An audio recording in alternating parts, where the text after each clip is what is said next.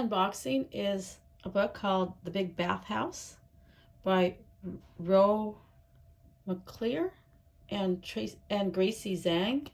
And so I'm thinking it might be about, you know, the hot springs onsen or baths, the bathhouse culture in Asia, perhaps Japan, perhaps Korea. I'm not quite sure. And this book is from Random House Studios, so Random House Kids.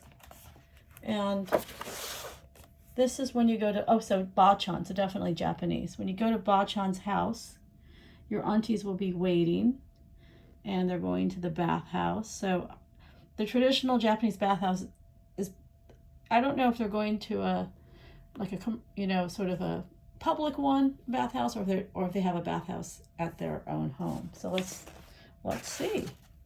So here, this is a story about traveling to go see relatives in Japan,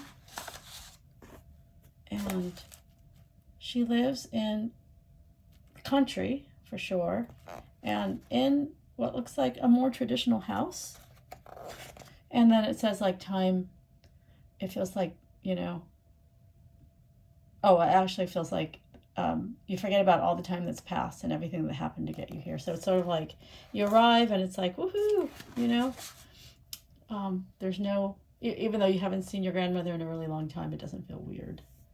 And here, like a traditional Asian house, they have an area for the shoes, and then you go from shoes to slippers.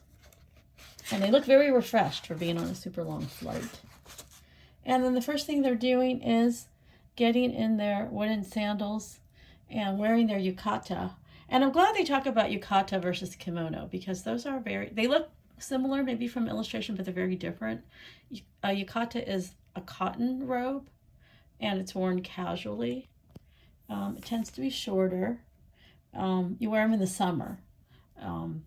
Like when I was in Japan and there was the obon, you wear your yukata with the sash, the obi sash, and you dance the obon in your yukata. Whereas a kimono the fabric usually is fancier, and it's more elaborate, and there's more layers to it, and it's just more like a formal, sort of like evening wear, sort of ish kimono, and yukata is more like sort of casual every day. And so they are going to a public bathhouse, and whoa, look how beautiful this is. The illustrator really captured all the details of the intricacies of Japanese architecture. A lot of these are built without using nails, so it's also sort of a building ingenuity and skill. And so at the bathhouse, the cousins are there, everyone's there, and they're showing nudity, which is cool. But here, so in the bathhouse, you, in the Japanese, in general, bathing, you wash first to kind of get, everything off, like shampoo. So when you go into the actual bath, you're clean, and that's so, they don't have to change the water, which is, makes a lot of sense. So it's all about enjoying this bonding time and the nice hot water and being with relatives, and also just like relaxing. It's like relaxing, I think, to be in the hot water. And then at the end, face flushed, you'll walk into the cool night air. Oh, and that must feel so nice. And it looks like they've been there for a while, because now it's dark. So it was bright when they left. And, granddaughter and grandmother have enjoyed their time together.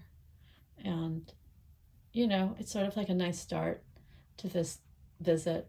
Perhaps it's for the summer, perhaps it's shorter. And anyway, so this is about the author who spent most of the summer in Japan at her grandmother's house. And they did not speak the same language, but they had things that they enjoyed together, which included sweets and bathing. And, it's also just sort of a normalization of you know, the naked human body, and that it's just, you know, breasts are not sexualized. They're just about their function, which is, you know, feeding babies and, you know, graceful aging, not trying to stay forever youthful. So, like, there is a subtle message about that as well. So anyway, thank you to Random House Books, and this is great. I'll add this to my Japanese American list. So thank you for watching, and thank you to Random House Kids for this book.